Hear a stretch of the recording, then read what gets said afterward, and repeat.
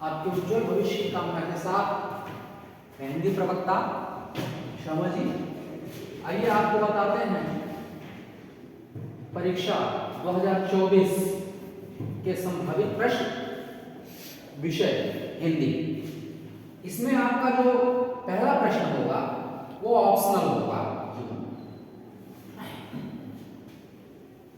Question दिया होगा, question के नीचे आपके 4 ऑप्शन हैं। उन 4 ऑप्शनों में से जो ऑप्शन सही होगा उसको आप क्या करेंगे, ये जो ओएमआर शीट आपको इस तरीके से मिलेगी, ओएमआर शीट, इस ओएमआर शीट पर यहां आके आप गोल कर देंगे। जैसे समझिए दिया है कि हिंदी गद्य का वास्तविक इतिहास कब से आरंभ हुआ। अब इसमें 4 option A B C D दिया गया है। अगर आपका ये ऑप्शन सही है, चलिए यही ऑप्शन सही है, तो यहां प्रश्न नंबर 1 लिखा है, यहां 4 ऑप्शन दिए हैं, तो अब यहां ये देखिए दिया है प्रश्न संख्या लिखा है, प्रश्न संख्या 1। अब प्रश्न संख्या 1 पर जाएंगे तो प्रश्न संख्या 1, अब इसका सही ऑप्शन ये, तो इसको आप गोल कर देंगे यूं, ऐसे करके दिखा देंगे।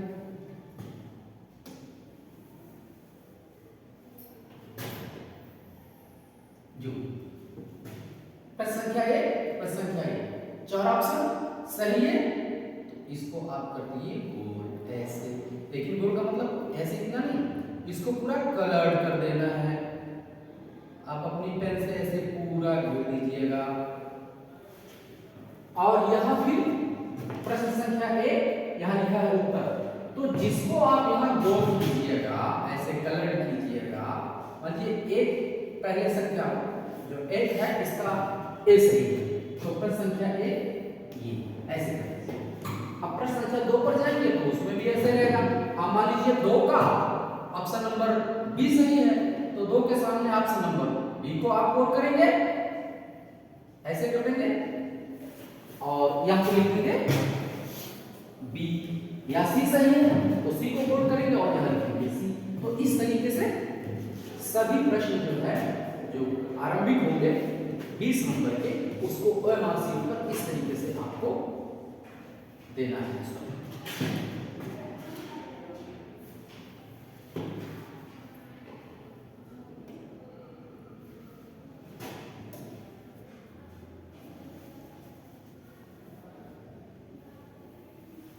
आगे देखते हैं क्वेश्चन नंबर 2, शुक्ल युग की कालावधि क्या है, मतलब समय सीमा क्या है। तो इसका सही ऑप्शन है सी, 1919 से 1938 तक। यही समय सीमा छायावाद की भी है, या ये भी कह सकता है कि छायावाद की समय सीमा क्या है, तो भी यही ऑप्शन होगा 1919 से 1938।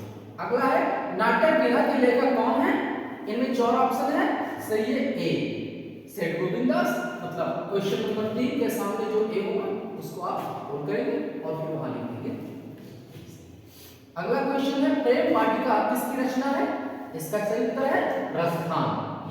आप प्रस्थान पे जो है तो बी को गोल कर देंगे, क्वेश्चन नंबर 4। इस तरीके से अगला है कंकाल किसकी रचना है। सही ऑप्शन है जयशंकर प्रसाद। याद रखिएगा तितली, कंकाल ये इनकी रचना है और इनकी एक फेमस रचना है ध्रुव स्वामी जो महाकाव्य है, और ये छायावाद के प्रतिनिधि कवि भी माने जाते हैं। पूछ सकता है छायावाद का प्रतिनिधि कवि कौन है, तो आप प्रसाद को लिखिएगा जयशंकर, ध्रुव स्वामी, चंद्रगुप्त, स्कंदगुप्त, तितली, कंकाल इत्यादि लिखिए। आगे देखिए अगला क्वेश्चन है अध्यक्ष शब्द में प्रयुक्त उपसर्ग है। सही ऑप्शन है अधि। अधि अक्ष बराबर अध्यक्ष बनता है यह संधि से संयुक्त करने पर। अगला है मुझसे चला नहीं जाता, वाक्य में वाच्य पहचानिए, तो मतलब यह है भाववाच्य। सही ऑप्शन आपका यह है भाववाच्य। आप जो है क्वेश्चन नंबर 7 और फिर सी पर 7 गोल कर दीजिएगा और वहां सी लिख दीजिएगा जैसे बताया गया है। अक्षी का तद्भव शब्द है, तो अक्षी का तद्भव आंख होता है। हो सकता है इसको यूं भी कर दिया जाए कि आंख शब्द का तत्सम क्या होता है? तो आंख शब्द का तत्सम अक्षी हो, ऐसे कान का कर्ण हो, नाक का दंत हो, पैर का पग हो। याद रखिएगा। सुहाग शब्द का तत्सम, यहां देखिए सही ऑप्शन है सौभाग्य। अगला है विनायक शब्द पर्यायवाची है गणेश का। अगला है वाराणसी नगरी कस्या कूले स्थिता। इसको पूछ सकता है वाराणसी नगरी कस्या नद्या कूले स्थिता, ऐसा भी दिया जा सकता है। तो इसका सही ऑप्शन है गंगाया या गंगाया कूले। ये आपके वाराणसी वाले लेक्चर से लिया गया है, संस्कृत वाला। सूरज निकला और पक्षी चहचहाने लगे, संयुक्त वाक्य है। सूरज निकला पहला भाग और इस वाक्य का दूसरा भाग पक्षी चहचहाने लगे, दोनों को एक हमने क्या किया है, जोड़ दिया है और के माध्यम से। तो ये आपका क्लियर हो गया। संयुक्त वाक्य हरिमुख मनो वयम, पंक्ति में अलंकार है उपमा श्लेष प्रेक्षा और रूपक उत्प्रेक्षा। तो सही ऑप्शन है उत्प्रेक्षा। जानव मानव मनव ये सब जहां आते हैं वहां उत्प्रेक्षा ही होता है। तद स्त्री शब्द का सप्तमी विभक्ति बहुवचन का रूप होगा, तो होगा तासु। ये ऑप्शन है। दोहा छंद में कितनी मात्राएं होती हैं? तो बताया गया है यह सम्मात्रिक छंद है, इसमें 4 छंद होते हैं। पहले और तीसरे में 13 मात्राएं, दूसरे और चौथे में 11। तो पहले और तीसरे में 13, दूसरे और चौथे में 11, यानी 13 और 11 का कंबाइन सही है। तो ऑप्शन गया ए सही है, 13 और 11 ये वाला, ये ऑप्शन सही है। राजेश पुस्तक पढ़ रहा है, वाक्य में वाच्य है, वाक्य में उद्देश्य। राजेश पुस्तक पढ़ रहा है, वाक्य में उद्देश्य है, सही ऑप्शन है राजेश।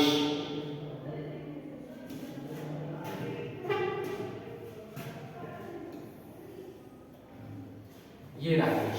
अब यह ऑप्शन आपका सही है, तो मतलब क्वेश्चन नंबर 17 और फिर वहां जो हमारी सीट मिलेगी 17 नंबर के सामने आप ए को होल्ड कर देंगे और फिर नीचे दिया रहेगा एक कॉलम, वहां आप ए।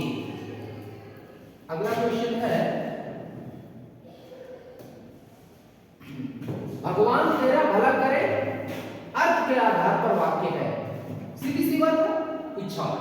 इसमें हम इच्छा व्यक्त कर रहे हैं कि भगवान तेरा भला। साड़ी लाल है, वाक्य में विशेषण है, तो 4 ऑप्शन है साड़ी है लाल और संज्ञा। तो इसमें सही है साड़ी लाल है, वाक्य में जो विशेषण है वो है लाल। और साड़ी क्या है? साड़ी विशेष्य है क्योंकि इसकी विशेषता बताई जा रही है। अब अगला क्वेश्चन देखिए, कोमलता शब्द है पुल्लिंग स्त्रीलिंग वचन और कोई नहीं। इसका सही ऑप्शन है ये स्त्रीलिंग शब्द है, ये स्त्रीलिंग शब्द है। अब खंडवा पर आ जाइए। खंडवा आपका जो होगा वो पढ़ करके उत्तर देना होगा, 2 गद्यांश दे देगा और किसी एक गद्यांश को पढ़ करके नीचे जो प्रश्न दिए गए होंगे उनके उत्तर आपको देने होंगे। जैसे यहां दिया है कुसंग का ज्वर सबसे भयानक होता है, केवल नीति और संस्कृति का नाश नहीं करता है, उसके करता बल्कि बुद्धि का भी क्षय करता है। किसी युवक को इसकी संगति यदि बुरी हुई तो वह उसके पैरों में बंधी चक्की के समान होगी जो उसे दिन दिन अवनत के गड्ढे में गिराती जाएगी, और यदि अच्छी होगी तो सहारा देने वाली बाहों के समान होगी जो उसे निरंतर उन्नति की ओर उठाती जाएगी। ये पैराग्राफ है। अब नीचे देखिए क्वेश्चन दिया गया है, कहता है उपयुक्त गद्यांश के पाठ और लेखक का नाम लिखिए। तो पाठ का नाम मित्रता और लेखक रामचंद्र शुक्ल। रेखांकित अंश की व्याख्या कीजिए। तो ये जो रेखांकित है यहां से यहां तक या पूरा भी रेखांकित यहां तक भी कर सकता है, इसकी व्याख्या आपको करनी होगी। हेडिंग डालिएगा प्रश्न खंडवा प्रश्न ए व्याख्या, और व्याख्या डाल करके हेडिंग। फिर ये जो अंडरलाइनेड है इन अंडरलाइन को आप हटा देंगे, मतलब अंडरलाइन आप जो व्याख्या में करेंगे उसमें नहीं करेंगे, केवल पेपर के प्रश्न में जो अंडरलाइन रहेगा वो रहेगा। अगर आपको बहुत ज्यादा समझ में नहीं आता है व्याख्या के बारे में तो कुछ घबराने की जरूरत नहीं है, इन्हीं मीनिंगों को कुछ इधर उधर करके और फिर आप लिख दीजिएगा, लेकिन क्वेश्चन छोड़िएगा नहीं। जैसे कुसंग का जड़ सबसे भयानक होता है तो आप कह सकते हैं कि बुरे लोगों की संगति सबसे खतरनाक होती है, यह केवल नैतिकता और सद्वृत्तियों का ही विनाश, देखिए नाश होने लग गया, विनाश नहीं करती अपितु बल्कि उसके बुद्धि का विषय क्षमानी विनाश करता है। किसी युवा पुरुष की संगति या किसी युवा पुरुष का साथ यदि बुरी होगी तो वह उसके पैरों में बधी हुई चक्की के समान होगी, जो उसे दिन दिन, या आप लिख सकते हो रोज रोज या नित्य प्रति या हमेशा भी लिख सकते हो, औनत के गड्ढे में, औनत के गर्त में गिराती जाएगी। और यदि अच्छी होगी तो सहारा देने वाली बाहु के समान, जैसे हमारी भुजाएं हमारे जीवन में उन्नति के लिए सहायक होती हैं, वैसे ही अच्छे लोगों की जो संगति होगी हमारी उन्नति में सहायक होगी, और हम कहता है जो उसे निरंतर उन्नति की ओर उठाती जाएगी, जो उसे हमेशा उन्नति में सहायक होगी। ऐसे लिख सकते हैं इंटरफेयर करके, थोड़ा सा कोई दिक्कत नहीं, घबराने की जरूरत नहीं। अगला है कुसंग और अच्छी संगति में क्या अंतर है। पैराग्राफ को पढ़ेंगे तो क्लियर हो जाएगा कि जो कुसंग है वो उन्नति में बाधक है और जो अच्छी संगति है वो उन्नति में सहायक है। सीधी सी बात, ये डिफरेंस है, ये अंतर है। आगे देखिए लिखा है ईर्ष्या का यही अनोखा वरदान फिर भोगनी पड़ती है। हो सकता है आपके पेपर में अथवा करके ऑप्शन के रूप में दे दे कि चाहे उसमें से पढ़ के उत्तर दीजिए चाहे इसमें से पढ़ के उत्तर दीजिए, तो यहां से यहां तक आप बुक में देख लीजिएगा पैराग्राफ, हो सकता है उस पर आधारित भी क्वेश्चन आ जाए। लेकिन यह है कि ये जो ऑप्शन देगा गद्यांश में दो होगा तो दोनों में से किसी एक ही गद्यांश को पढ़कर और उस पर आधारित उत्तर देना है। ऐसा मत कीजिएगा कि आपको एक दो क्वेश्चन पहले वाले गद्यांश का समझ में आ रहा है और एक दो क्वेश्चन दूसरे वाले गद्यांश का समझ में आ रहा है, और आप एक दो क्वेश्चन पहले का और एक दो क्वेश्चन दूसरे का करते हैं, ऐसा नहीं माना जाएगा। आप तीन क्वेश्चन है तो तीन के तीनों एक ही गद्यांश पर आधारित आपको देने हैं। क्वेश्चन नंबर 2 देखिए, निम्नलिखित पद्यांश पर आधारित प्रश्न का उत्तर दीजिए। मतलब अब गद्य की कहानी खत्म हो गई, अब कहानी शुरू हो गई पद्य की। अपने सिलेबस में पद्य भी है। यह है चरण कमल बंधो हरिराई जाति कृपा पंग गिरलंगे अंधे को सब कुछ दर्शाई गूंगे सुने मुख कुछ बोला रंग चले से क्षेत्र धराई असूरदास स्वामी करुणा में बार बार बंधोती पाई। कहता है कि प्रश्न है उपर्युक्त पद्यांश का संदर्भ लिखिए। तो वही हो गया खंडवा प्रश्न नंबर 2, और आप हेडिंग डालेंगे संदर्भ। हमें संदर्भ पूछा है तो प्रस्तुत पद्यांश हमारी पाठ्यपुस्तक हिंदी काव्य के सूरदास द्वारा रचित पद नामक शीर्षक से लिया गया। तो इस तरीके से आप जो है अपने पुस्तक को देख लीजिएगा। हो सकता है कहीं कहीं बिना नामक शीर्षक हो, कहीं पद नामक शीर्षक हो, तो इनके जो वो हैं शामिल हैं वो पाठों का नाम देख लीजिएगा। अथवा देखिए पुरते निकसी रघुवीर मधुकर धीर दय मन में डग गए झलकी भर भान कली जल की पुरसुकी रहे मधुरा धरवे फिर बूझती है चलनो अब केती पर्ण कुटी करियों की तुम्हें और तेकी लगी आतुरता पेकी अखियां अति चारु चली जल चय। ये बनपथ पर से लिया गया है, गोस्वामी तुलसीदास की रचना है। उपर्युक्त पद्यांश का संदर्भ वैसे ही तो संदर्भ प्रस्तुत पद्यांश हमारी पाठ्यपुस्तक हिंदी के गोस्वामी तुलसीदास जी द्वारा रचित बनपथ पर नामक शीर्षक से दिया गया। उपर्युक्त पंक्तियों की व्याख्या कीजिए, मतलब इसका आप अर्थ लिखेंगे जो बताया जा चुका है पुस्तक में देख लीजिएगा। आप कॉपी में देख लीजिएगा।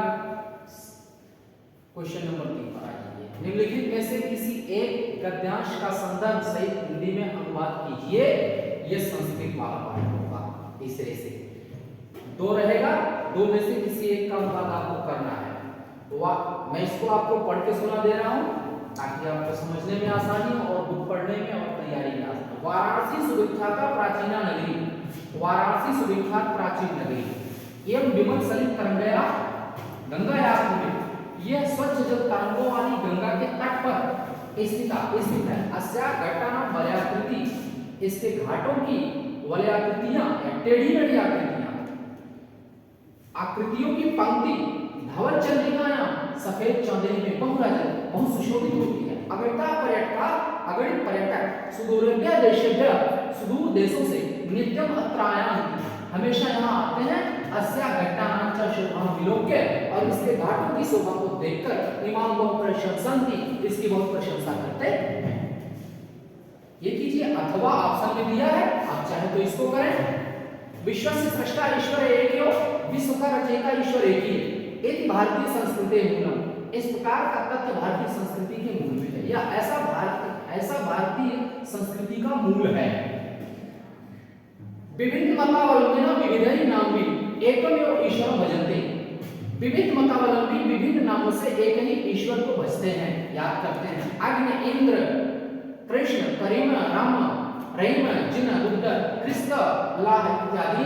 कहता है अग्नि, इंद्र, कृष्ण, करीम, राम, रहीम, जिन, बुद्ध और ईसा, अल्लाह इत्यादि नामानि, नाम एकस्य परमात्मा से, एक ही परमात्मा के हैं। तब यो ईश्वरं जनाः गुरु इत्यपि मन्यन्ते, उसी ईश्वर को लोग गुरु भी मानते हैं। अतः सर्वेषां मतानां संभाव, इसलिए सभी मतों में संभाव, सम्मानस्य और सम्मान अस्माकं संस्कृते संदेश, हमारी संस्कृति का संदेश है। निम्नलिखित में से किसी एक श्लोक का संदर्भ सहित हिंदी अनुवाद कीजिए। तो इसमें आपको संदर्भ लिखते समय पाठ का नाम देना होगा, पाठ्य पुस्तक का नाम देना होगा, कवि या लेखक का नाम नहीं देना होगा संस्कृत वाली बात में। इसका आपको हिंदी अनुवाद करना है। रे रे जातक सावधान मनसा मित्रक्षण सुयताम अम्बोधा बाहो वसंति गगने सर्वैकनाथ दृशा केचित् वृषभिराग्रयन्ति वसुधाम गजन्ति केचित् प्रथा यं यं पश्यसि तस्य तस्य कृतो माहुहीनम वचः। किस पाठ से लिया गया है? अन्योक्ति विलासर पाठ से लिया गया है। इस लेसन को पूरी तरीके से जितने श्लोक इसमें हैं वो सब आप पढ़ लीजिएगा और उनका अर्थ आप जो है ठीक से जान लीजिएगा, क्योंकि इसमें से श्योरली एक आएगा। ये श्लोक देगा या कौन सा देगा हम नहीं बता पाएंगे। हमने तो एक मॉडल पेपर आपको दिया समझाने के लिए। हे चातक मित्र, सावधान मन से एक क्षण मेरी बात को सुन लो। अम्बोधा बहो बसंती, अम्बोधा माने बादल बहुत से बसते हैं आकाश में, आकाश में बहुत से बादल रहते हैं। सर्वज्ञात दृश्य भी सभी एक जैसे नहीं होते, कुछ तो वर्षा के द्वारा धरती को गीला कर देते हैं। गर्जन केचित् वृथा, कुछ व्यर्थ में गरजते हैं। यम यम पश्यसि, जिस जिस को तुम देखो, तस्य तस्य कृतो माहुहीनम वचः, उसके सामने दिन बाड़ी मत बोलो। क्यों? इसके दो अर्थ हैं। ये कहता है अगर ये लिखिएगा और आता है तो ये अमृत विलास है, इसके दो अर्थ जाएंगे। एक ये हुआ कि हे श्रेष्ठ याचित मित्र, संसार में बहुत से दाता बसते हैं, कुछ तो व्यर्थ में दानी होने का ढोंग करते हैं मगर देते कुछ नहीं, और कुछ याचक को पर्याप्त धन देकर संतुष्ट कर देते हैं। इसलिए जिस जिसको देखो उसके सामने हाथ मत फैलाया करो। साथ ही देखिए अगला देखिए, खा उसको कीजिए अथवा इसको कीजिए। किंचित गुरुतरम भूमे किंचित तरम चखा, अब किंचित शीघ्रतरम वाता किंचित भवतरम तड़ा। कहता है किंचित क्या गुरुतरम भारी है, भूमि भूमि से भारी क्या है, किंचित उच्चतरम चखा, हाथ माने आकाश, और आकाश से भी ऊंचा क्या है, किंचित शीघ्रतरम वाता, किंचित क्या शीघ्रतम शीघ्रगामी वाता, वायु वायु से भी अधिक शीघ्रगामी क्या है, और किंचित बहुतरम तड़ा, और तिनके से भी बहुत अधिक ज्वलनशील या जलाने वाला है क्या। तो किस पाठ से लिया गया है ध्यान दीजिए आप लोग। जीवन सूत्र प्राणी, आपके सिलेबस में ये जीवन सूत्र प्राणी के नाम से शामिल है। अदरवाइज इस टाइप के श्लोक और दूसरे स्तरों पर भी शामिल है, बट वो दूसरे टाइप के से शामिल हैं। वहाँ यक्ष प्रश्न या युधिष्ठिर यक्ष संवाद इस नाम से भी शामिल हैं। तो मान लीजिए कहीं आप युधिष्ठिर यक्ष संवाद आप देखे हैं तो आप युधिष्ठिर यक्ष संवाद मत लिखिएगा शीर्षक में, आप अपनी पाठ्यपुस्तक के शीर्षक के अनुसार लिखिएगा। आपके पाठ्यपुस्तक में किस शीर्षक में शामिल किया गया है? जीवन शोधटाणी में। इस बात को ध्यान दीजिएगा। अगला क्वेश्चन, अपने पठित खंड काव्य के आधार पर उसके नायक का चित्रण कीजिए, अथवा अपने पठित खंड काव्य के आधार पर उसकी कथा वस्तु संक्षेप में लिखिए। तो याद रहे जो हर एक जनपद के लिए जो खंड काव्य निर्धारित किया गया है वो अलग अलग है। संत कबीर नगर जनपद के लिए जो खंड काव्य है वो है मुक्तिदूत, हाई स्कूल लेवल पर। तो मुक्तिदूत खंड काव्य की कथा वस्तु आप स्टोरी कहानी याद कर लीजिएगा, वो शॉर्टकट में संक्षेप में अपने हिसाब से लिख दीजिए। या उसके जो नायक हैं महात्मा गांधी का चरित्र चित्रण कीजिएगा। चरित्र चित्रण का मतलब उनके कैरेक्टर, उनके चरित्र की कुछ विशेषताएं हेडिंग डाल के 2-4 लाइन आप लिख दीजिएगा। जैसे देशभक्त, मातृभक्त, अछूतोद्धारक, अहिंसा के पुजारी इत्यादि बातें आप जो है हेडिंग डाल के और लिख दीजिए। अगला क्वेश्चन देखिए 6 है, कहता है निम्नलिखित लेखकों में से किसी एक लेखक का जीवन परिचय और रचनाएं आचार्य रामचंद्र शिव, जयशंकर प्रसाद और कुंदलाल बख्शी। आप इनको याद कर लीजिएगा, इन तीनों में से श्योरली आपको एक मिल जाएगा लेखक का जीवन परिचय और रचनाएं। इसी प्रकार जो अगला क्वेश्चन होगा 6 में का भाग, ये पद्य पर आधारित होगा, मतलब कवियों पर आधारित होगा। तो लिखित यहाँ कवियों रहेगा, लिखित कवियों में से किसी एक कवि का जीवन परिचय और रचनाएं।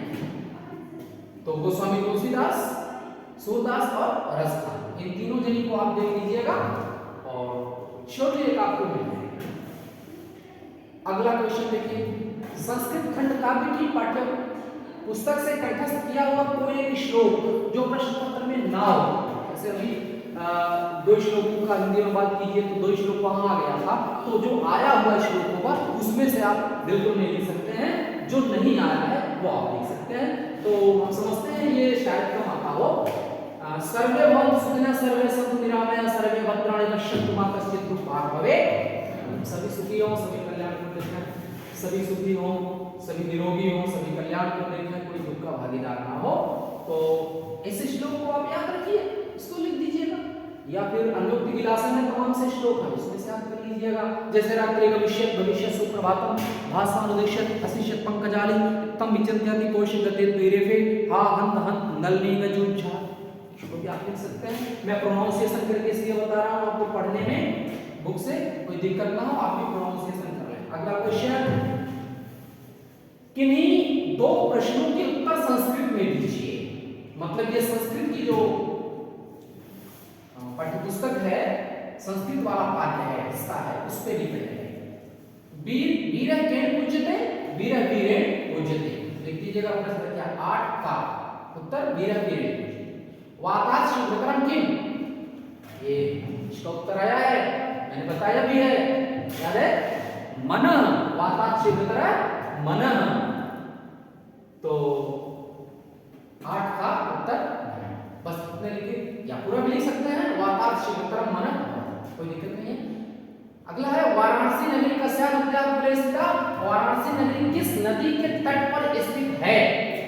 तो मालूम है, वाराणसी नगरी आपका गंगा या कूले या गंगा नदी के तट पर स्थित है। वाराणसी नगरी गंगा या कूले स्थिता अस्ति। निम्नलिखित विषयों में से किसी एक विषय पर निबंध लिखिए। कहता है मेरा प्रिय कवि तुलसीदास, बेरोजगारी की समस्या, आतंकवाद, जनसंख्या विस्फोट, इन टॉपिकों को देख लीजिएगा। इसके अलावा और भी टॉपिक भी देख सकते हैं। निबंध आप जरूर छोड़, किसी भी क्वेश्चन को मत छोड़िएगा। और ये जो है सबसे ज्यादा नंबर का ये होता है आपका निबंध वाला पाठ होता है। आप अपनी भाषा से ही में सोच विचार करके अपने हिसाब से लिख सकते हैं। कोई जरूरी नहीं कि सेम जैसे बुक में है वैसे ही उतारें, वो आप अपनी भाषा से ही में लिख सकते हैं। कुछ मैटर इकट्ठा कर लीजिएगा, मन में सोच लीजिएगा और हेडिंग डाल के उन चीजों को आप लिखते जाइएगा। फिलहाल हम आशा करते हैं आप बात को समझ गए होंगे और आप अच्छे अंकों से पास होंगे। धन्यवाद।